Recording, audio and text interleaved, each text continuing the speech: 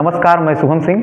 आज की वीडियो में पढ़ेंगे झारखंड पुलिस कांस्टेबल का पेपर 2, जिसमें 25 क्वेश्चन जीके से पूछे जाते हैं। ठीक है, चलिए उसको देखते हैं। उससे पहले बता दूं, अगर आप लोग झारखंड पुलिस की तैयारी को बेहतरीन तरीके से करना चाहते हैं तो हमारे ऐप पे, जिसका नाम है आरपी करियर क्लासेस, इसके ऊपर झारखंड पुलिस का पेपर 1 और पेपर 2 का complete syllabus, notes, live classes, recorded videos और 100+ मॉक टेस्ट देके करवाए जा रहे हैं। और साथ ही आपको 20+ प्रैक्टिस सेट फ्री में दिए जा रहे हैं। अधिक जानकारी के लिए आप लोग कॉल कर सकते हैं, बाकी ऐप तो प्ले स्टोर पे उपलब्ध है। ठीक है, तो चलिए हम लोग ट्राई करते हैं क्या क्या है इसमें। तो पहला क्वेश्चन है कि मोहनजोदड़ो स्थल की खोज किस भूवैज्ञानिक द्वारा की गई थी? तो इसका सही आंसर हो जाएगा राखलदास बनर्जी। कब किए थे? तो 1922 ईस्वी को इसकी खोज किए थे। मोहनजोदड़ो की खोज 1922 ईस्वी में राखलदास बनर्जी किए थे। तो फिर हड़प्पा सभ्यता की खोज कब हुई थी? तो हड़प्पा की जो खोज हुई थी वो हुई थी 1921 को हुई थी।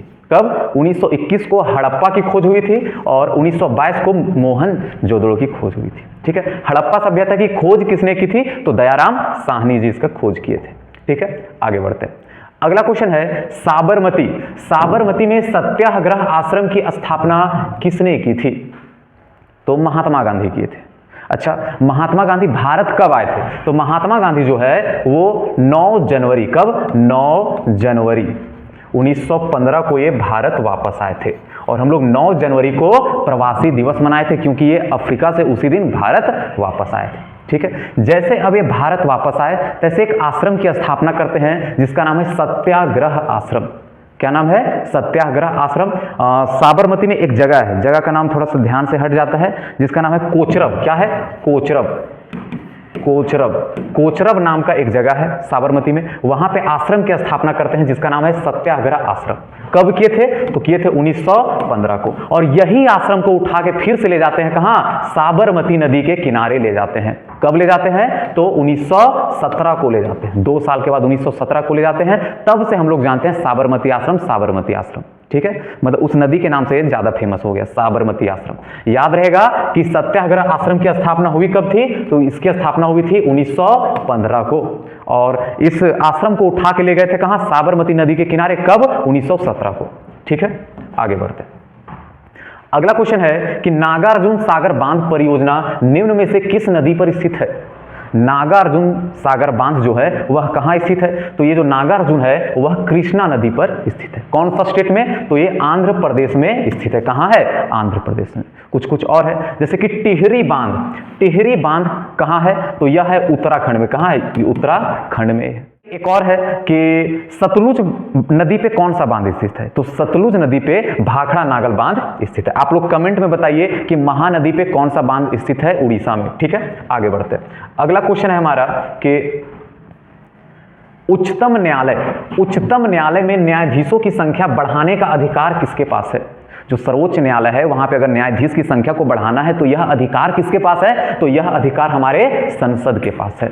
कौन से अनुच्छेद में? तो 124 अनुच्छेद में ये लिखा हुआ है। फिलहाल हैं कितने अभी न्यायाधीश? तो अभी 30 न्यायाधीश हैं प्लस एक मुख्य न्यायाधीश, मतलब अभी टोटल मिला के 31 है। ठीक है, मतलब ध्यान रखना है कि ये अधिकार है भारत के संसद के पास। अगला क्वेश्चन है कि 1952 के अधीन लागू आपात स्थिति के दौरान निम्नलिखित में से कौन सा संवैधानिक उपबंध निलंबित रहते हैं? मतलब जब 1952 अनुच्छेद लागू हो जाता है तब हमारे यहाँ का कौन सा संवैधानिक उपबंध को समाप्त कर दिया जाता है? तो इसका सही आंसर होगा मौलिक अधिकार। आखिर 352 अनुच्छेद में है क्या? उसके बाद 356 अनुच्छेद में है क्या? उसके बाद 360 अनुच्छेद में है क्या? थोड़ा सा देखते हैं। 352 में आता है हमारा राष्ट्रीय आपातकाल। क्या आता है? राष्ट्रीय आपातकाल। उसके बाद 356 में आता है हमारा राष्ट्रपति आपातकाल। क्या?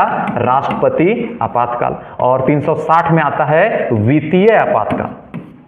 राष्ट्रीय आपातकाल क्या होता है? जब युद्ध जैसी स्थिति बन जाए तो उसको बोलते हैं राष्ट्रीय आपातकाल। उस टाइम राष्ट्रीय आपातकाल लगा दिया जाता है, मतलब पूरे देश का जो मौलिक अधिकार है उसको समाप्त कर दिया जाता है, सिवाय 2 को छोड़ के। आप लोग कमेंट में बताइएगा कि कौन से 2 मौलिक अधिकार उस टाइम भी खत्म नहीं होते। ठीक है, नहीं कौन से खत्म हो जाते हैं ये आप लोग बताइएगा, ठीक है। और उसके बाद है राष्ट्रपति आपातकाल। जब कोई राज्य का सरकार गिर जाता है तब लगता है राष्ट्रपति आपातकाल, क्यों? ताकि 6 महीने के अंदर फिर से इलेक्शन वहां पे हो जाए और वहां का सरकार बन जाए। वित्तीय आपातकाल क्या होता है? जब देश का पैसा खत्म हो जाता है, देश चलाने के लिए पैसा नहीं बचता, तब लगता है हमारा वित्तीय आपातकाल, ठीक है। इसका सही आंसर होगा मौलिक अधिकार। आप लोग बताइएगा कौन सा मौलिक अधिकार खत्म हो जाता है और कौन सा खत्म नहीं होता है, ठीक है। अगला है कि हाल ही में बीसीसीआई ने मुंबई के वानखेड़े स्टेडियम में किस खिलाड़ी की स्टैचू लगाने की घोषणा की है? इसका सही आंसर होगा option number A, Sachin Tendulkar की लगाने की घोषणा की है, ठीक है। कहां? वानखेड़े स्टेडियम में। अगला, निम्नलिखित में से कौन सा लोक नृत्य असम की चाय जनजातियों द्वारा किया जाता है? चाय जनजाति द्वारा, याद रखना है, चाय जनजाति द्वारा असम का। तो बताइए कौन सा है असम का? तो इसका सही आंसर हो जाएगा ऑप्शन नंबर डी, झूमर। झूमर जो है वह असम का एक लोक नृत्य है।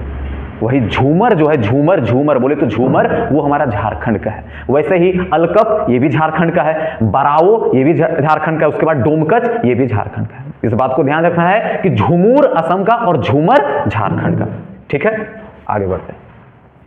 अगला क्वेश्चन है कि निम्नलिखित संगीतकारों में से कौन प्रसिद्ध बांसुरी वादक है? मतलब बांसुरी बजाने का कार्य कौन करते हैं? तो इसका सही आंसर होगा option number A, Pandit Hariprasad Chaurasia, जो कि बांसुरी बजाने का कार्य करते हैं।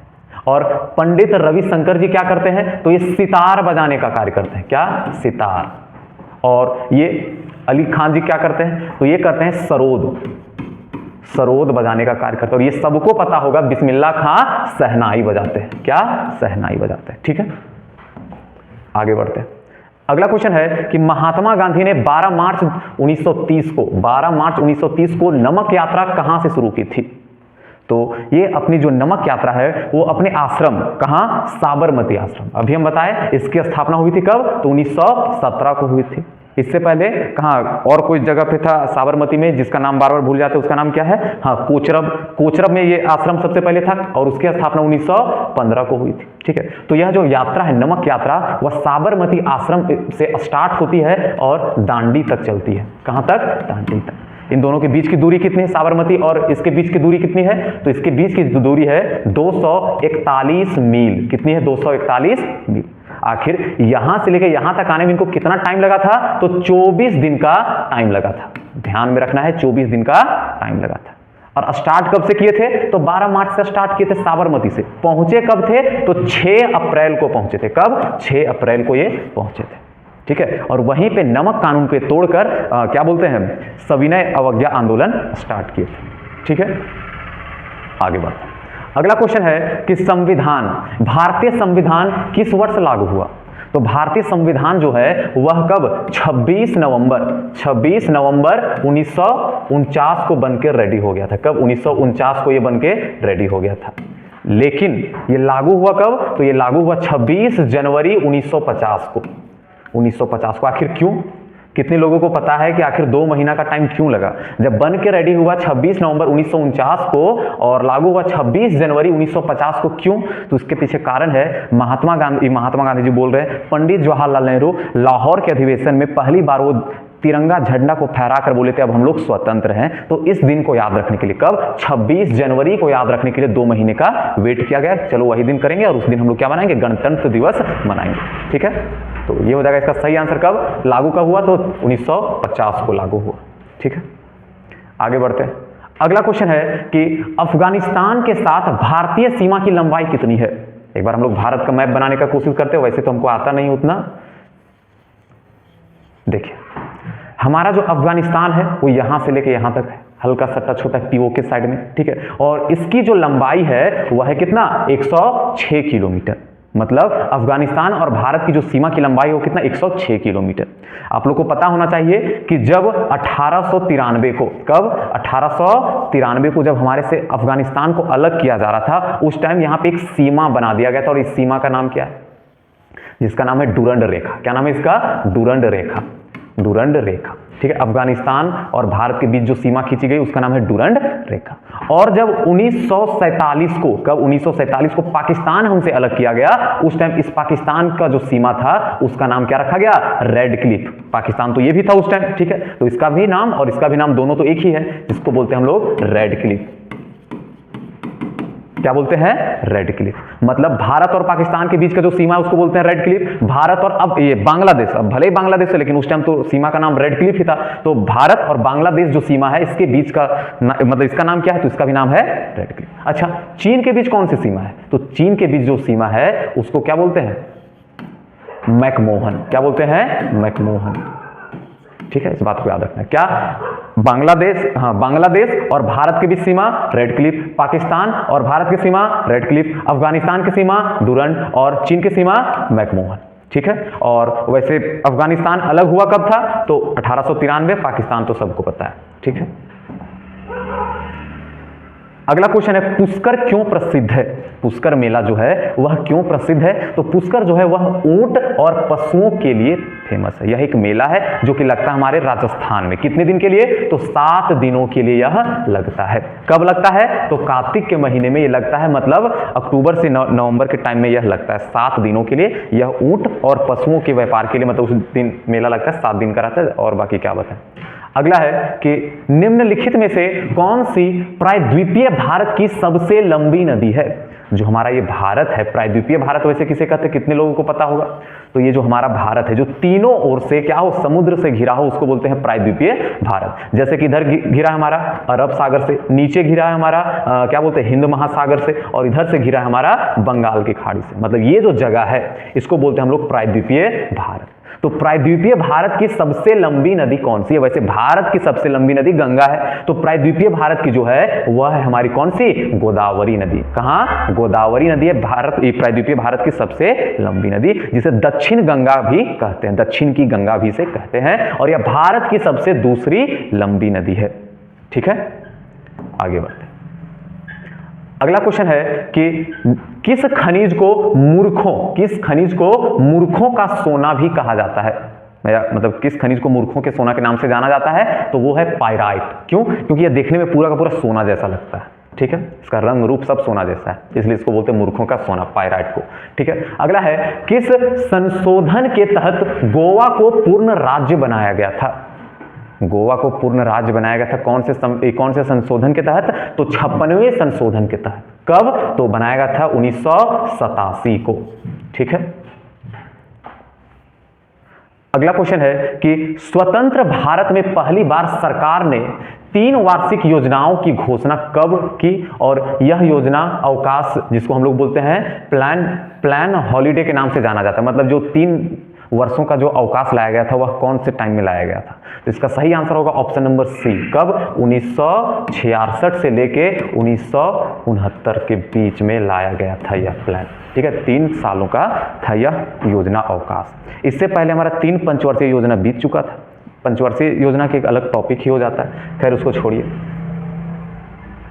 अगला है हिंद स्वराज के लेखक कौन है?